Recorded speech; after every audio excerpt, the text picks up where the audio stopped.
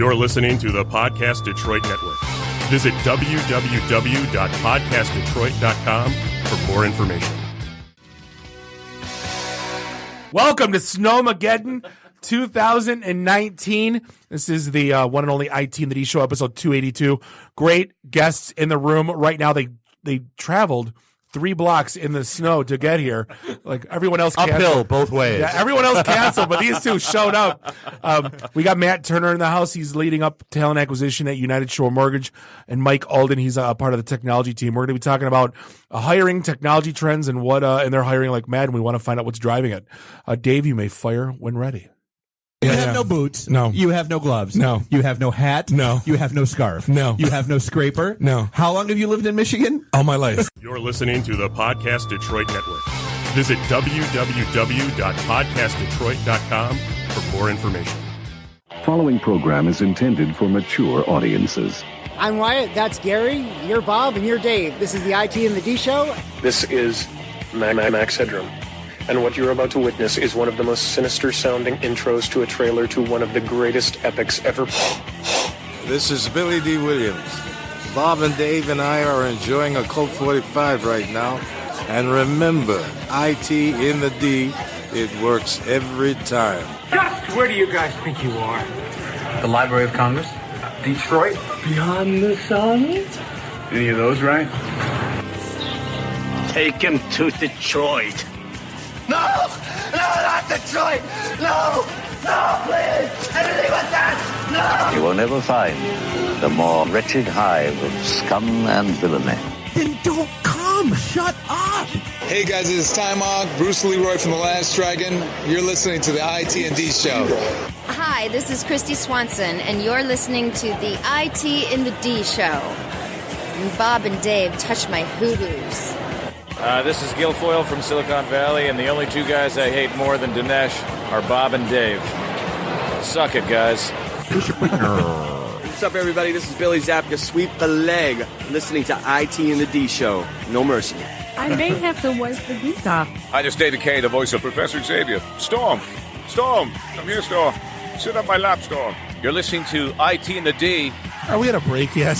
Hey everybody, this is Ted DiBiase, the $1 Million Man. You're listening to IT and the D. And if you want to get your money's worth, stay right here. And remember, everybody's got a price for the $1 Million Man.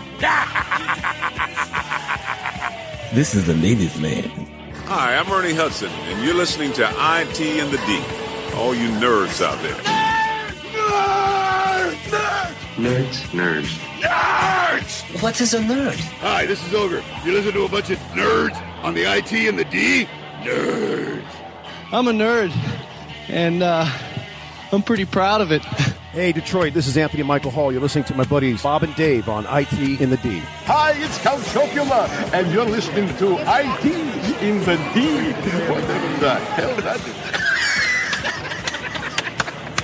Hey, what up? This is Jay Muse, and you're listening to the IT and D Show. Snooch to the nooch. Listen, Muse, Snoogans.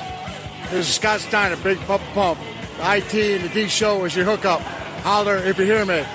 This is Robert Hayes, the Ted Striker to my mother. When I'm not hanging out at the Gumbo Bar, I'm listening to the IT and the D Show. It's worse than Detroit. Is there such thing as a meat hangover? I love my Monday meat steak. Hi, this is Jeremy London from Mallrats, and I'm just wondering, how did I go from Hot Floridian Sex with Brandy Spinning to the IT and D Show? Hey, folks, this is WWE Hall of Famer Hacksaw Jim Duggan, and you're listening to the IT and the D Show. Tough guy. Ho! Dig you IT geeks. This is Dre DeMatteo from Sons of Anarchy. You are listening to IT and the D. Skeptical Dave is skeptical. Hello, everybody. This is Ming Chen from AMC's Comic Book Man. I'm a techie. I'm a nerd, fellow podcaster. My favorite podcast is IT and the D. Hi, this is Kelly LeBrock from Weird Science. So, Bob and Dave, what would you little maniacs like to do first? The question isn't what are we going to do. The question is what aren't we going to do. Ludicrous speed! Sir, had you better buckle up? Buckle this! Ludicrous speed! Go!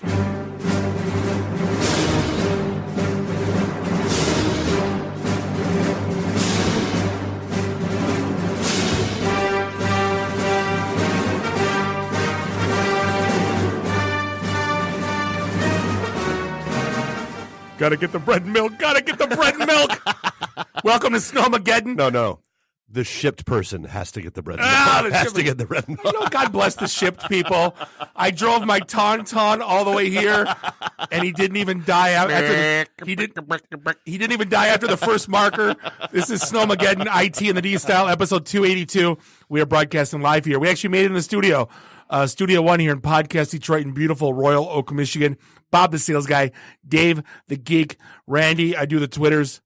Find us online, itinthed.com, and do us a favor. We lost a bunch of Twitter bots followers. Give us a like on the Twitters because Randy works his ass off filling that up. And then give us a subscribe everywhere. Find podcasts are sold. So, dude, like, I know I've been shooting you calendar invites left and right because I realized that I hadn't, and you started overbooking shit that we already had. Yeah. And like our next couple weeks. So Saturday, we got free podcast day, right? Both here in Royal Oak and downtown Detroit for the first time. I'll wave from Las Vegas. Detroit is full. We're done. Here, there's like maybe 3 slots left open. So that's going to be an interesting day. 2-5, we got our Ann Arbor event. Where's that one going to be? We'll be in the basement of Pretzel Bell, where there are pretzels and a bell. I saw them both last time I was there. I can confirm. Then the next night, we're at Detroit Shipping Company. We got our podcaster meetup /workshop / we'll see how that goes. And then Thursday, Ming and Mike come into town. Uh-huh. They're going to be recording here in the studio. Yeah. Pretty sure we're going to be doing the Cass Corridor dive bar crawl again. And then Friday through Sunday, Astronomicon. Which, if you haven't been there, it's pretty awesome. It was the first one last year. It's kind of put on by the band Twisted. If you don't know who they are, it used to be part of the Juggalo scene, but I don't know. I but don't they like something girlfriend something. But something. they love comic books and wrestling and horror movies, and so do we. So we will be there. And Bob loved it because it made him feel svelte. Oh my God, yes. And I smelt amazing. Like, they need the alien, like I kept talking about on the Tales from the Conside show that we always do. They need an alien decontainment chamber at these the cons. Hazmat 4, level 4. Yeah. You come in, like you put your arms up like you do like when you go through the airport. Febreze. Yeah. And just a good old fashioned, because it's pot jackets and stinky butts, man. The whole, like for 3 days. Yeah. And, so, but it was a blast. It was a good time. And we're sponsoring the Cosplay Contest again. So we'll be doing our thing. I'm on overload though. Like the Scott Steiner, Scott Hall, the Boogeyman. Yeah. Like all my 80s wrestling like gods are like, Gold Dust is going to be there. Yeah. I'm like, where do I start? I'm going to be like, hi Gold Dust. Hi Gold Dust. Like, hey Jenny Slater. Yeah. Hey Jenny Slater. And then the 21st, we'll be having our event down at DSC. That'll be the Metro Detroit event this time around. And then right after that Friday, Saturday and Sunday is the Great Lakes Comic Con. Which is a great show. Mike does a phenomenal job. Does. If you know, it's at Macomb College. He's lucky. And it's a truly good... It's a family-friendly show. Like, I don't know that I would call Astronomicon family-friendly. Just because of the overwhelming amount of, like, A, weed, B, comic, or horror and gore and that kind of stuff. I would bring my kids there during the day, but, like, that I would... Yeah. You're in for like a lap. Yeah, but, like, Great Lakes Comic-Con, he brings in, like, the 70s... icons. He brings in like one big old wrestling star. Yep. Like it's not glitz or glamour, but I mean, and he's lucky because he's a teacher, so he has like just all the free labor known to mankind. All the free labor, yeah, exactly. You want to pass this course, kid? You're going to work for free all weekend. So yeah, I got a new phone last week. Like doesn't right that suck? Here's because I went through that. I went through that not too long ago. Because mine, my kid knocked mine off the table. It broke. Did the insurance thing. New phone shows up, and it's supposed to be a piece of cake. It's not a piece of cake. Here's my take on it, and it's changed a lot. Now, you type in your Google password. Yep. And pretty much this thing preloaded. Like it legitimately. Oh yeah, it brings down all your apps, all your contacts, When I went from the 6 to the 8 Samsung, it did not. Oh really? Mine did. It remembered in Google Play, and I had to like manually download, but it did not. So I have 211 apps apparently that I had to download. I think it includes like the Android and the sub ones and Good Lord. Yeah. You probably have more. But like the logging in part sucks. Oh, yeah, because that's the thing. Yeah, it loads the apps, but then you got to and now you have 2-factor. Shit, So you what get, password did I use for that? What password did I use for this? you get emails for everything going, did you log in from this device? Yep. And that was new like login detected from. literally spent the entire weekend trying to log into everything once again. With an iPhone, you can just do an encrypted backup, and then when you restore that backup to a new device, it remembers all your passwords. Well, the problem was mine had a software error, so I didn't want to do like the touch backs. You know what I mean? Right. But like, oh god, what a pain! And it wasn't as much as a pain. Well, no, and you're right, because when my daughter, her iPhone got broken, and did the whole insurance, yada yada, and yeah, that was a breeze. That was literally log in as her, everything good. That was a piece of cake. I think she said there was like 2 things she had to log into again. You know what wasn't a piece of cake? Installing my Google Home at my father's house. Oh, how'd that work out? So my dad doesn't have a smartphone. He's got a Kmart burner phone. Right. So like those still exist. Right. Like he loves it. I don't care. Whatever. His bill's like $10 every 3 months. Whatever. He gets SMS. He gets texts, but they're like plain text. But like, so here's like, Dad, what's your password for your Google, for your Wi-Fi for Comcast? I don't know. How do you log into your Comcast thing? I don't. I just pay the bill. Dad, what's your password? How the hell am I supposed to know? So this was my first 2 hours of my conversation with my dad there. So now I'm like yelling at my mother to bring the Comcast bills.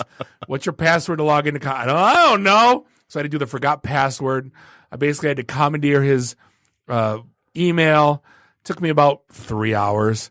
And like he's called me like 4 times thanking me because he's like a pig in shit with this thing. Oh, I'm sure. But like now the problem is my calendar syncs to his damn, right? Because I had to use the app. Right. And then his Gmail like is attached to my phone now, which I don't want any part of.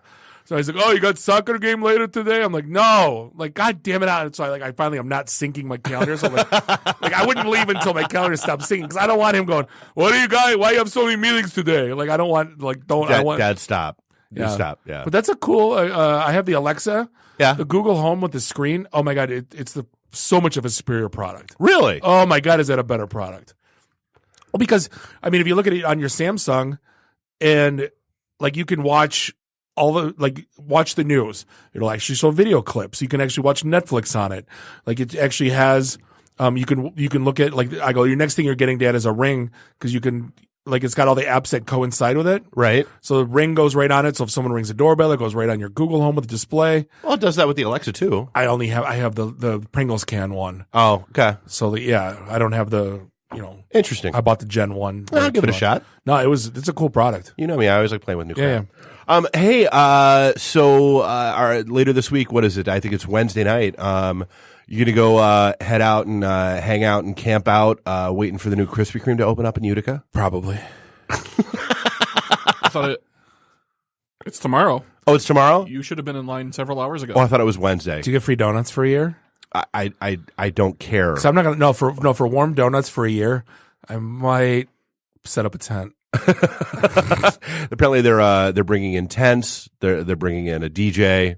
They're going to have entertainment. Who's going to do this? I mean, I didn't think the Hopcat thing was going to happen, and then that happened. I didn't know. Honestly, that was the first. I'm like finally something dumber than Hopcat. I didn't think people were going to camp out at Best Buy this year for Black Friday, and they did. There was nothing to buy. Utica High School's online student newspaper is reporting that the first 100 people will get a card that's valid for free donuts for a year. Holy shit. A free donut for a year or free donuts for a year? I don't want a free donut. It says donuts. Oh. If it's only at that location? Yeah. Well, yeah. That sucks.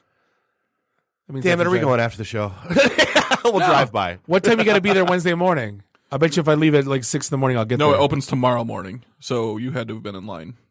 No, I'll go in the morning. For 100 people, there's no way 100 people are going to, for free donuts. Yeah, they're totally going to be there. They're totally going to be there. Dollar Jimmy John's, there's 3-mile long line. Right. It'll happen. People are nuts. Bunch of cool articles came out and a couple dumb ones. The one that I really liked, one of the executives from Volkswagen came out and basically wrote and said, the car is going to become a software product. And it's no different than phones. No, it spurred a lot of. Here was my take on it, and I don't necessarily believe that it's still always going to be a car. It is a laptop. It is a phone that runs software, but it's not a software product. You can't call your laptop a software product, even though it runs software. It's a laptop, right? Do you follow what I'm saying with that? Would you agree with that? Even in the stance of, say, a Chromebook. It's a Chromebook. It's a skinny laptop. That's all I consider a Chromebook being. I don't consider it a software product. I consider a software product software. Right? Right. I mean, but I think his point was that it's more that the car will be nothing more than the shell around the software. So a laptop? Yeah. Right.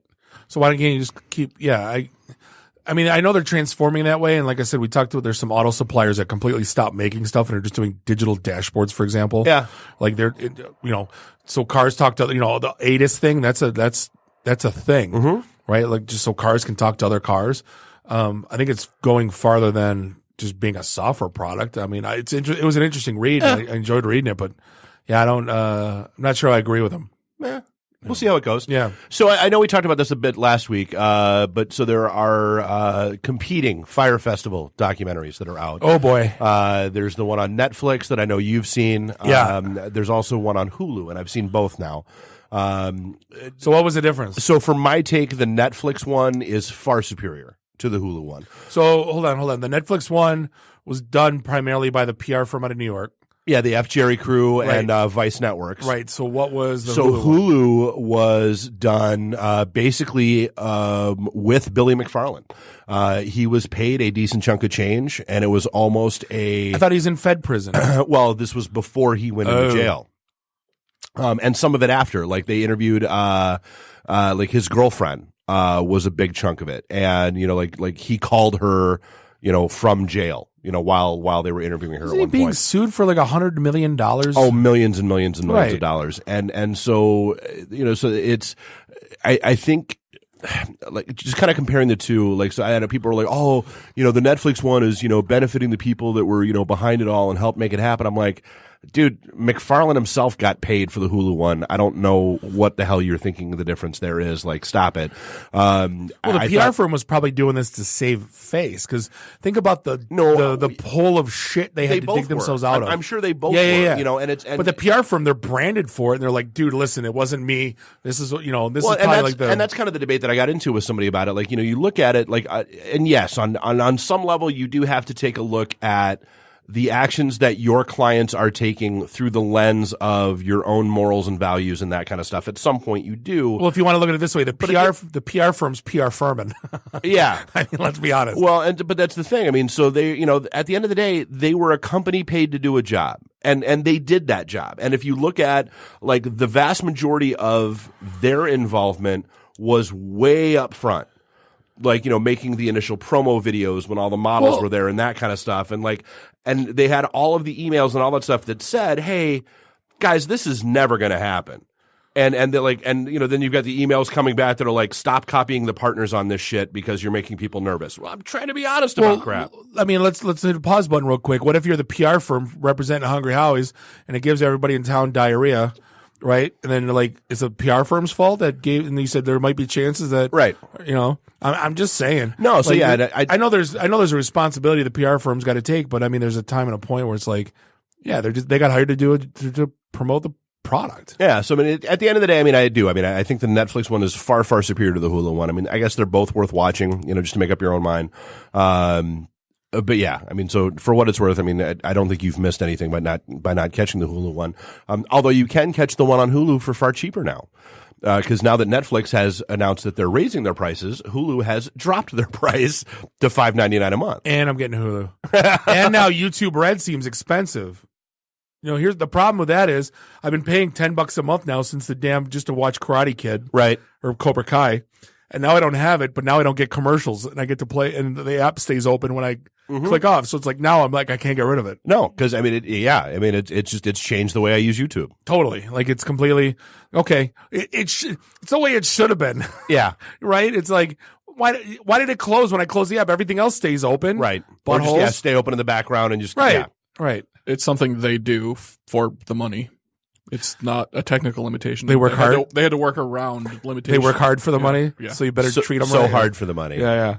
So you better treat them right. So right. My favorite article this week, and I've been caught into this twice, with HP and with Cisco, the reply all hell.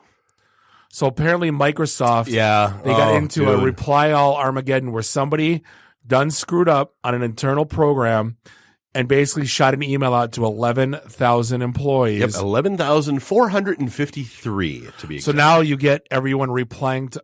You never reply to all on stuff like that anyway, but these people do.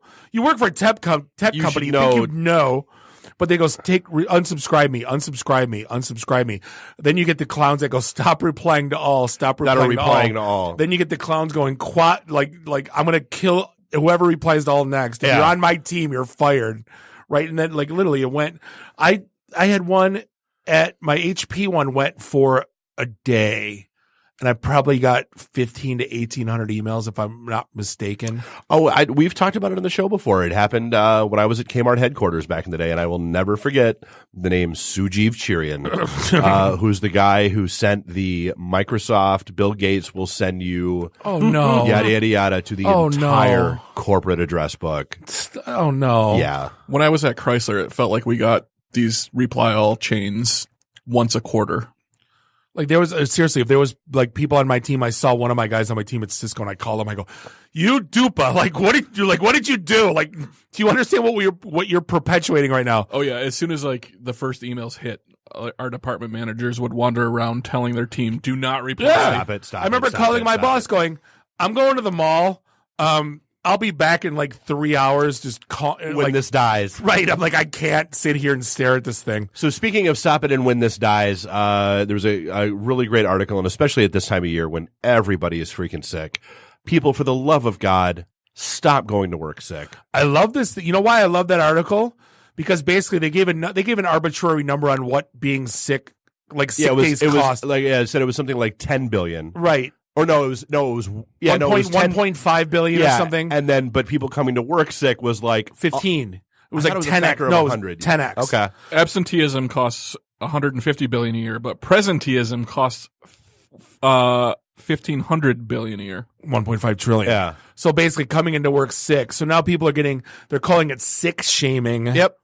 Basically, coming into work and coughing all over everything. Oh, I've done it. I've kept a thing at like Lysol kill everything at my desk, and if someone comes near me, I've done it. Right. Well, I think it's not becoming a thing now more, or it's not as prevalent anymore because they're letting people work from home more now than anyone's ever done. Right. You can work just as easily from home. Well, and I feel like with open floor plan offices, illness just spreads like wildfire. Right. Everybody's yet another reason why those are shit ideas. And that was the thing today. Today Mondays are it's sales meeting day. Yeah. So like my entire team was in the office and we're like, yeah, we all got kids at home. So like noon rolls around and boss is just like, get the hell home. Yep. Snow, you know what I mean? I go, I got a 5-year-old at home, with a 12-year-old watching. I go, dude, I got to go home. Yeah. So happy. So happy. They closed all the schools at 9:00 last night. And the snow didn't really hit till 2:00 this afternoon. The best part is the schools got mocked all morning. They're like, 1978, go to school. 2019, not go to school. I'm like, it's coming. Like my family in Chicago is getting buried. I can see it on their social feeds. My friends in Grand Rapids are getting buried. I can see it in their social feeds. Guess who's next? Right? If you follow geography at home, like we're next. For those of you keeping score at home. Right. But they're like, a bunch of pansy candy snowflakes these days. I'm like, yeah, snowflakes, they're coming. The snowflakes are in the air. And then we have the coldest temperatures in decades coming Wednesday. Dude. I don't know about that. I know. I don't know what I'm going to do. I don't have a hat and I don't have a scarf and I don't have no boots. coat. You have no boots. Yeah. I have a leather jacket with an open chest. It was the sport coat leather jacket. Yeah. They're talking about, dude, minus 40. I don't even know what that means. It's so cold that in the it's D? the same. Minus 40 Fahrenheit is the same as minus 40 Celsius. I don't get that. Because you do it. That's where the scales coincide. Oh, really? Yeah. But like, yeah, and I hear like, oh my God, I can't comprehend that. Like, is that like the cold where you can walk outside with a pan of hot water? Yes. And throw it up in the air and it turns to snow? Let's do that. But this is wind chill cold, so So be wait for it careful to get because windy. that hot water you toss in the air will just blow back in your face. It's not the heat; it's the humidity. It's not the. It's a dry heat. Yeah, so's an oven. Yeah, it's a dry heat. It's the wind chill. Yeah, no, I'm not. Like, well, and I mean, that's the thing. Like, so I was talking to the folks down at the shipping container spot. Like, they've got they closed today at 3:00. They've got because they're predominantly an outdoor venue. Even with all the stuff on the external walls. I mean, it's a big metal box. They've shut down when it gets that cold, because why wouldn't you? Yeah, I only have one 3:00 meeting on Wednesday, so hopefully that cancels. Yeah, Good and God, done. No, you know what I'm looking. So here's what I'm looking forward to. It's going to be the death of me and the hell. Like when I went to Disney this past summer, the ride to go on in the entire park was Avatar. Yep, and they were talking 4 to 5 hour long waits, right? And then when we got home, we watched the 4K experience. Yeah. And it was like, it's a small world, but with like blue lights and shit. It was like, if I would wait in line for that, I'd kill myself. Right. So now here's the thing coming out about the Star Wars Galaxy's Edge ride. Park, yeah. They're telling us, or they're telling the people, not us specifically, everyone, that this ride is 28 minutes long. The experience is 28 minutes long. Not the wait, but like the ride itself. Yeah. Well, and they've said like the themed hotel is supposed to be set up to deliver a customized experience for every guest. But this wait, this is going for, I bet you it won't be under a 4 hour wait for 10 is it, for 10 years. Hashtag no homo, but like we're not taking the kids and we're just going to go, right? By customized experience, you mean like, welcome, your name here. No, like your own it's supposed to have like your own adventure path, your own story arc, your own whatever. If you stay at that hotel, You got to implant an RFID chip in your earlobe, but other than that, it's fine. but then you can wait. But then you can have the Force, and like you wave your hand and the doors open. They do that at Harry Potter with the wand, that $40 wand. Of course they do. So I'm like, I gotta buy the $40 one. Yeah, I know. So hey, we all know that I have something of an addictive personality. No, I know it's shocking news. Apparently, people want you to believe that Facebook is the new smoking. It's addictive. It has no redeeming qualities whatsoever. It's designed to be a never-ending cycle of addiction, and it should be broken up, much like the AT&T back in the day. Well, I mean, you are addicted to both the same. I feel like getting you off your phone, like is just about like getting you like away from going outside for a smoke break. But to call it health damaging, that's kind of ridiculous. I mean, we've talked about this, the whole dopamine rush of how many likes you get? How many got? Share, they liked it. Yeah. Timmy liked it. Susie liked it. Yee. Yeah. Right. But like to call that health damaging, I'm not buying it. I mean, I think that's one of those. I think people get the same like anxiety. Like I gotta check my Facebook to see how many likes I got for the post that I just did. Oh my God. Like they do. Yeah. Oh, I gotta need a cigarette because when I got my anxieties about I need a cigarette. So honestly, my fascinating story of the week, and this is one of those ones that like you wonder how long this has been around, and it's just finally hitting the public now. So MIT came up with a freaking laser that can transmit sound perfectly into somebody's ear from up to like 20 feet away. Oh my God. As easily as like you're having a conversation with that person and no one else around can hear. I would like send burps into random people's ears like at the mall all day long. It's like technology that Bob should never be allowed to have in his hands. That's all I thought about. Is I like just walking like in Disney and just like that person and just like send something like can you can oh my God, like I'm watching you and like well, so that's the thing. Like you wonder like this is not happening. Like you hear these stories about I hear voices. Has this technology been around for a while and people have been deliberately trying to make people go nuts? Oh, they absolutely have. Did you read CIA reports? Come on. But this has to be a like an encryption thing, like a two-way. Like this has to be like a phone. Like I'm calling you and it's a but if you're talking, how is it private? No, it's one way. How it works is... No, but from 20 feet you can hear them. It's stupid. How would they not hear on this end and you can hear on that end? If I'm almost 20 feet away from you now. How do you not hear me when I talk? I know it's me talking. I'm loud. I can hear you from like a billion feet away. Right, but how could you not, like, if you sit there and go like, I'm going to kill you. Like, you could, from 20 feet, you could pretty much hear him say it. No, the whole point of it is that it's like recorded. It's stuff that's recorded that's then transmitted and amplified across the laser. So what happens is the laser actually impacts the water vapor molecules near your ear. And they do it by sweeping the laser rapidly, and the different lengths of the sweep. What's the frequencies. use case? So one of the use cases they point out is like in a terrorist hostage situation or whatever. Like an active shooter situation. Uh-huh. They can actually give directions to a hostage without the terrorist or the hostage taker hearing the directions. Oh. But won't they hear him talking if it's 20 feet away? If you're 20 feet away, they won't let you 20 feet close to the hostage. Okay, they're only saying it's 20 feet away. Well, think about it. So like you've got a situation where like a bank heist or something like that. You've got somebody outside you can be outside of a window and have a 20-foot line of sight. It's a laser. That's all you need is line of sight. Frickin' laser beams. Frickin' lasers. I just thought that was cool. It's cool, but it sounds stupid. And then the breach of the week, we got 24 million loan documents out in the open. All of your loan docs, all of your processing docs, all of your payment agreements, all of your Do you know who screws this up every single time we read an article like this? Third parties. Third-party marketing companies that harvest the data, and they're led by shit IT firms that don't know shit from their ass that leak all this stuff. Uh-huh. It ain't the companies are good. The mortgage companies are solid. They all lock their stuff it's like down. the Target breach. It wasn't the Target breach. It was the point-of-sale system. Oh, we sold our shit to Ascension, and then Ascension used an IT firm called Toilet.io or whatever the hell they were called. And then they let it leak, and now everyone's social mortgages on the dark web. Yep. Speaking of people that don't have their mortgages leaked on the dark web, we're gonna take a quick break. We're gonna be back. Matt Turner, Mike Alden from United Shore Mortgage. This is the IT in the D Show. Hey, we'll be right back. IT in the D. Read, meet, listen.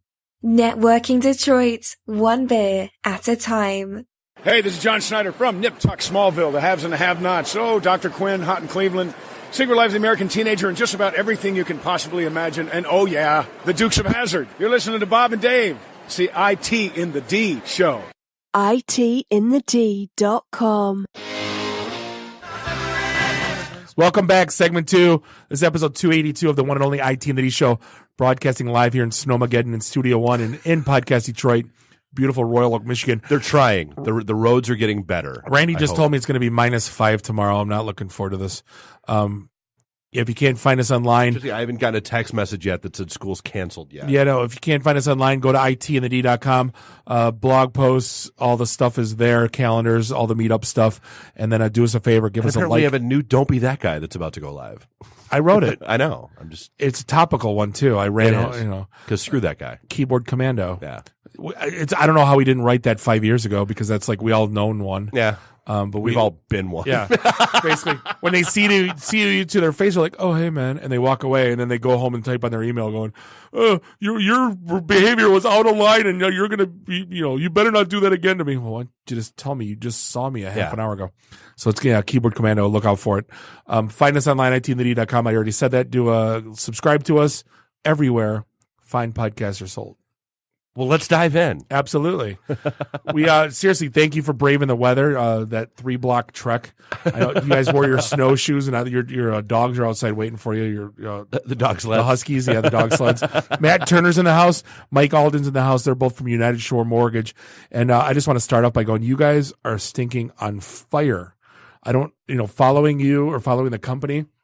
I don't think there's a company in town basically growing, expanding, and hiring as much as you guys are right now. It's been insane for the last 4 years, for sure.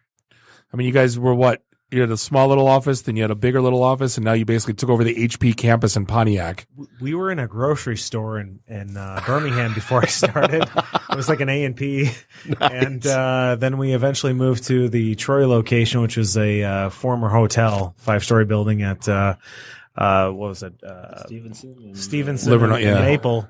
Yep. And then we ended up moving to this beautiful facility in Pontiac, which is 660,000 square feet, 3-story, quarter-mile-long building to fit all our people. My kids play soccer at Ultimate, so I'd pass by here. Yeah. Well, I worked for HP, but I never had out of that. That was the old ES building. Well, and how is Pontiac? Because we've talked about basically like Main Street Pontiac. There's tumbleweeds going through it now. Yeah, I mean, we're on the south side, so we're not downtown. I know that the company had wanted to buy the Phoenix Center, and that didn't really work out, but we got this great facility, which was a former GM Tech Center and HP building. Oh, yeah. Right there next to MLK and on South Boulevard. Across from the abandoned movie set place, whatever the heck you call it. Yeah. Yep. But it's right off Updike in South. So, Yeah, like so- literally Auburn Hills. Yeah. Put about $40 million in renovations into the building and moved in there in June and fully transitioned in July of last year. So I guess like what's triggering all that growth? I mean, obviously everybody in the area, you hear about Quicken, you hear about, that kind of stuff, but like what's triggering that growth for United? So it's a great question. I started there in 2014. We had about 800 people, and since then we've grown to about 2,900 currently. Wow.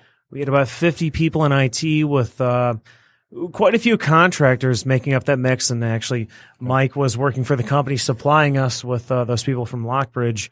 And we know them. we ended up moving to about 460 people in IT at this point. Want to be at about 600 by the end of the year. 14 different development teams. That number keeps growing. But essentially, we've cornered the wholesale mortgage marketplace. A lot of people wouldn't be familiar with that because I didn't know when I joined. It's around 22% of the entire mortgage market. So essentially, you can go directly to a bank or you can go to a direct lender like Quicken Loans. They're going to give you their rates, or you can go to an independent broker, and the broker's job is to look at the wholesale market. So they're going to get rates from Flagstar, Quicken Loans, whomever else has a wholesale channel, and provide you with the best rate out of maybe 20, 30 companies. Okay. We specifically work with those independent brokers, and we've grown that. When I started, I think we did around $13 billion in mortgage originations to last year doing $41.5 billion. Sorry, I said million. I meant billion. Wow. So, billion in production. That's right. A quick interjection. Listener Beth says Pontiac is fine because they have beer. They do have Experimentation is there, right? Yeah, Yes. yes. And Fillmore 13, I believe. Yep. Beer there. My friend Lee opened that up. He used to be the head bartender at Copper Canyon. Yeah, great place. Oh, nice. Yeah. Thanks, Beth. I still miss the piano bar. You always mocked me for it. No, but I that still whole did. piano bar. Come on. No, that whole town. Like I went to industry there when I was 18 years old. I mean, that was when on Clutch and Not Diamonds Tiki and Bounce. Spurs. Ultimate Sports Bar. Yeah, I mean that was Clutch. Clutch Cargo's. Happy Day wasn't Happy Day That was Cafe happening in the there. early 90s. Have a nice day, cafe. Have a nice day cafe. Yeah. That was Tiki Bob's. Yeah, there was a whole bunch of crap. But like, yeah, he celebrated Y2K at Clutch Cargo's. 27 years old. Yeah, I know, right? Ric Flair, bleach blonde hair, and a Scott Steiner goatee. Yeah, yellow glass. I was awful. Awful the good look. old days. So we joked about the term digital transformation because it's so stupidly overused. But when you talk about, you guys went from 50-person IT staff to now being almost 10x that. Literally almost 500 now. Yes. I mean, what's we talked about what I wanted to talk about like kind of what trends are and what you guys are hiring, but like all the coding. What do you? Sounds like yes is the answer. What the hell are you doing? No, I'm just being funny. Like what's driving the technology there? What goals are you guys? So a lot of the applications we had when I started were legacy applications. They're written in languages like Scheme. Oh God, ever heard of them? Yeah. Okay, so they're ancient. You'd have an underwriter spending 30 seconds on a screen trying to get something done. Oh yeah. So when you're looking at your turn times and things, it's brutal, right? So we basically reinvented our LOS. We rebuilt our web portal, built a bunch of applications for our brokers to use. They have their own marketing tools. Essentially, we made this whole haven for them to operate their business out of by using us. And Mike is on the forefront of that, being in IT. He could probably tell you a little bit more about our current projects than I can, but yeah, no, I mean, so, what we do is we make the lending process easy for our brokers, and then that makes it easy for the borrower. So we definitely use technology as a differentiator, right? So we do things that will benefit the customer in ways that they never expected, right? We do things behind the scenes where we can get them, we might compare Freddie versus Fannie and see which is better, allowing us to potentially avoid appraisals, for example. So literally we can cut the what we call the submission to clear to close down from, say, the industry average, I believe, is 28, 29 days. We're already at about 14 days, and we're actually trying Nice. to get down to 12. Right. So now I wanted to ask. Technology is a differentiator. For I just want to make sure, like, we can put this in terms that people understand, because I'm still trying to wrap my head around this. So you say dealing with brokers and that kind of stuff. Yeah.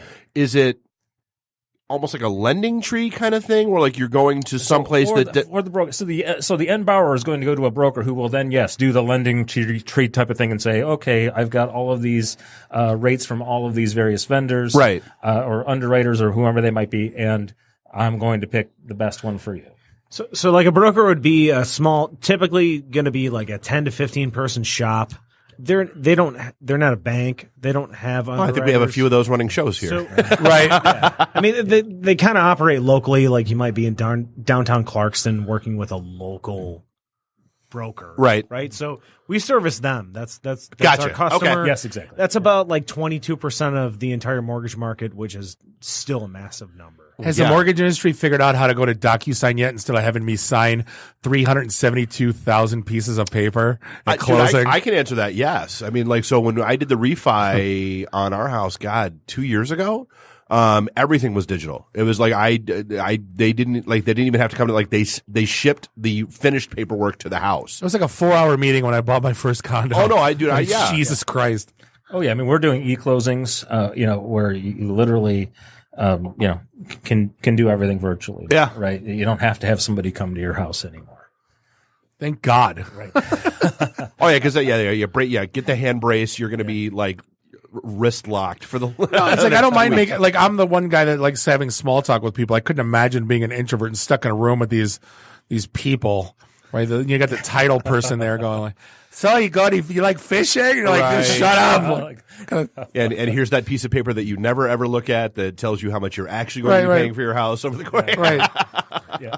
So in terms of, I mean, who you're looking for, what are some of the I can't find them people? Because we talked about there being a lull in cybersecurity professionals. I mean, what are you guys finding? Sure. Well, we're hiring for that right now. Honestly, we're probably got, if you look at our website, you might see 35 openings. We probably got like 75 openings right now, new jobs.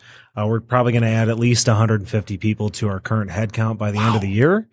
And it's across the board. It's honestly, we're pretty picky with who we hire. And on the junior side, we promote from within, or we go through apprenticeship programs. So we're typically, in my role, I'm looking for somebody at senior level. So, I think we were talking earlier. We have some specific firewalls where we're using F5 and trying to find people who know how to use the WAF and the LTM, and not just use round robin on it, and actually knows how to configure it. Those are hard to find. I bought this Lamborghini, but I'm only driving around in first gear. Yeah, exactly. So that doesn't happen in IT. And then, finding architects who actually know how to use design patterns and can tell me about it, like things like that. Those typically are challenging. And then just good, solid developers. We're a Microsoft shop for the most part. I mean, we're C#, pretty traditional, MVC, web applications, SQL Server backend.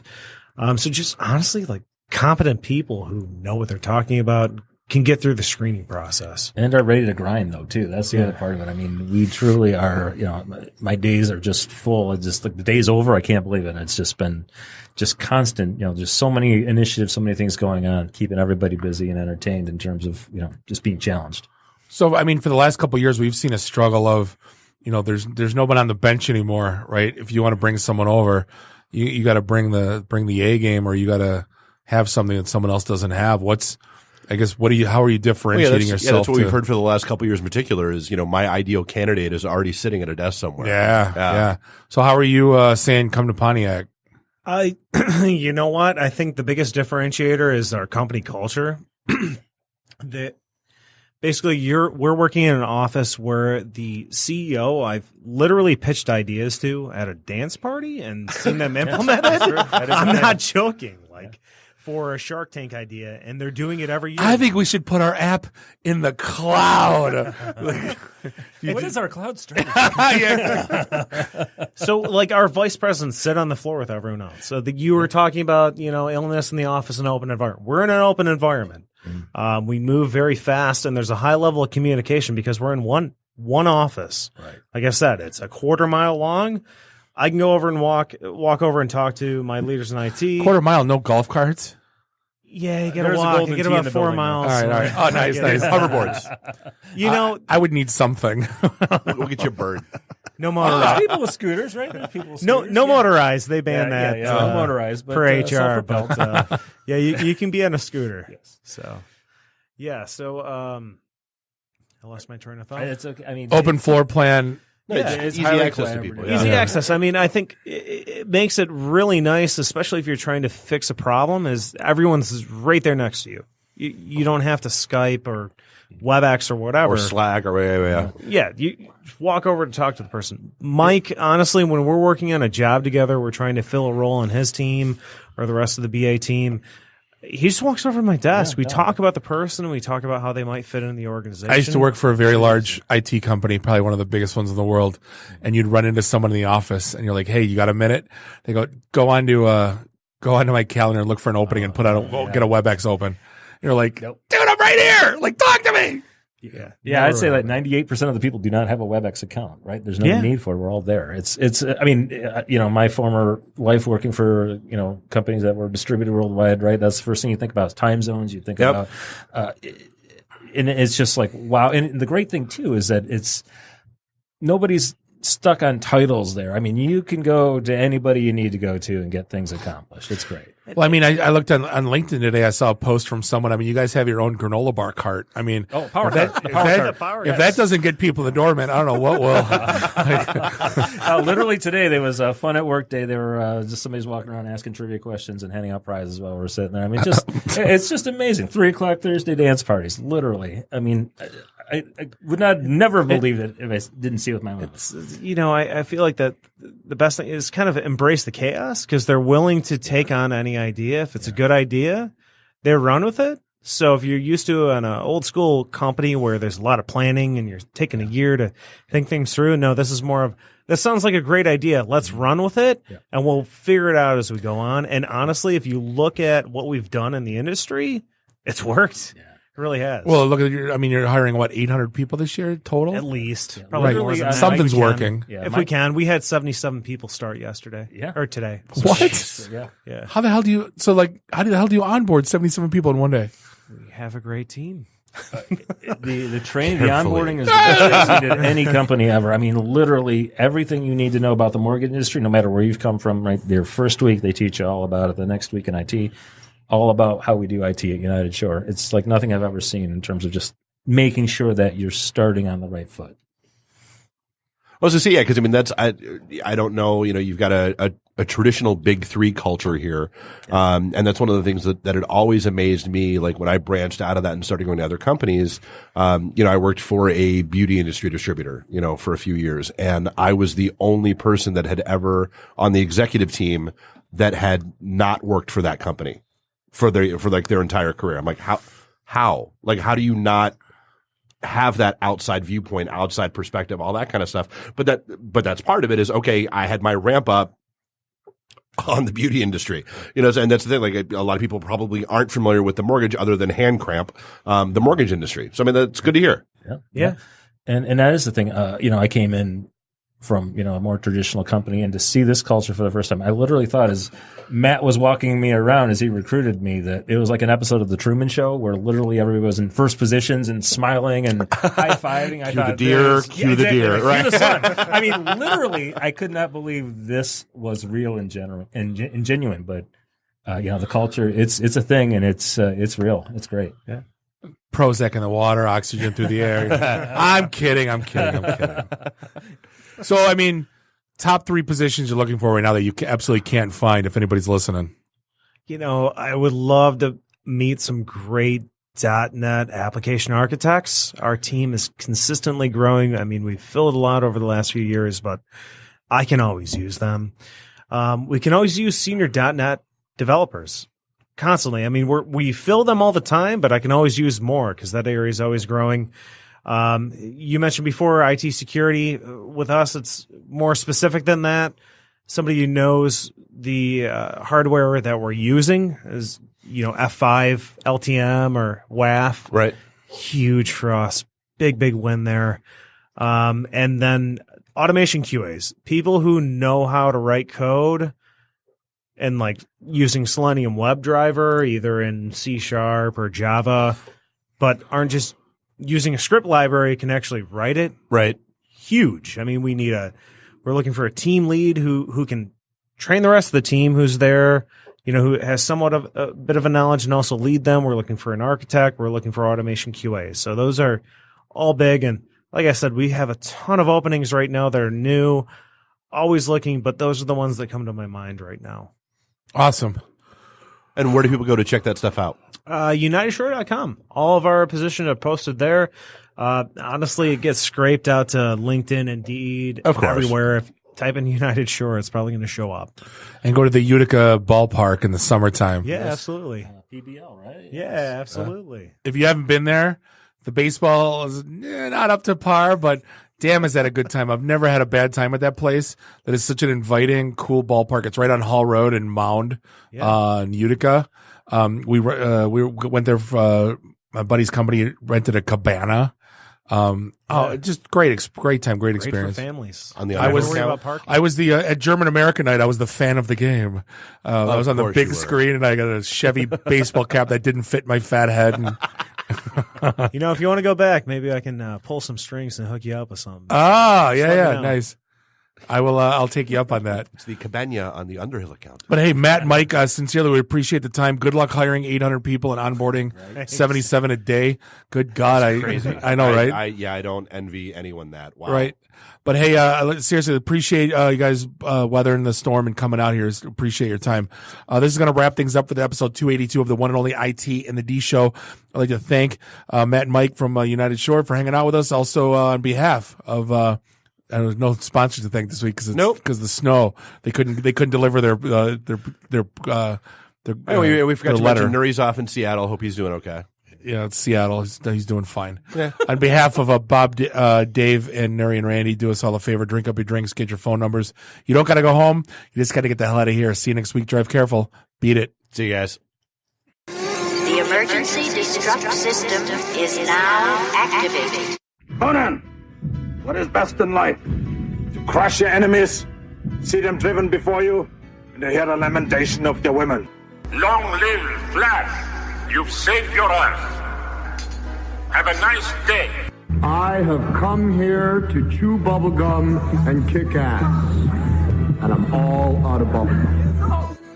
Nice shooting, son. What's your name? Murphy. Make the run. The run. Game over, man. Game over.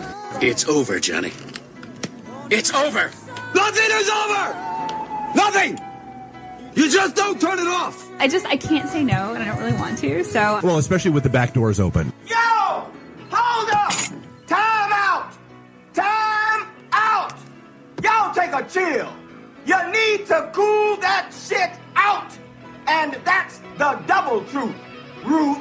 Bob loves it in the can. I hope this was as much fun for you as it was for me.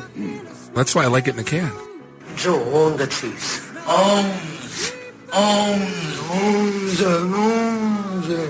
Bear me. My job is to make sure this program is morally upright and cultural and wholesome. Shut up, Mimsy! Shut up, Mimsy! Shut up, Mimsy! Why would Buick put their cars next to the Bentleys? Why? That's not marketing. The alphabet. It's brilliant. Yeah, I can't take that position. That analogy sucks because it's right. Because you're getting your 8-track tuned up. Are we at a break yet?